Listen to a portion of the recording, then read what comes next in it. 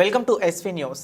అంతర్జాతీయ కార్మిక దినోత్సవం సందర్భంగా కార్మిక కర్షక లోకానికి నకరేకల్ ఎమ్మెల్యే వేముల వీరేశం మేడే శుభాకాంక్షలు తెలిపారు.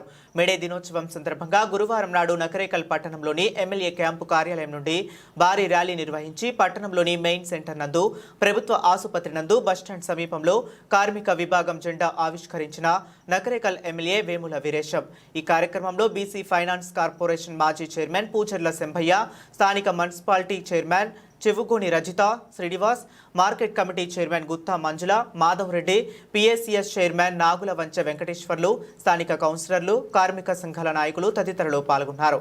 ఈ సందర్భంగా ఎమ్మెల్యే మాట్లాడుతూ, ఈ మేడే అంటే కార్మికుల అనేక త్యాగాల సమ్మేళనం, కార్మికుల హక్కులను సాధించుకున్న దినంగా మేడే విరాజిల్లుతుందన్నారు. ఈ దేశంలో కార్మికుల పక్షాన అనేక చట్టాలు తీసుకొచ్చిన ఘనత కాంగ్రెస్ పార్టీదే అన్నారు. ఈ రాష్ట్ర ముఖ్యమంత్రి రేవంత్ రెడ్డి కార్మిక పక్షపాతి. కేంద్ర ప్రభుత్వం మెడలు ఉంచి దేశవ్యాప్తంగా కులగణన చేపట్టడానికి కారణం అయిన వ్యక్తి రాహుల్ గాంధీ.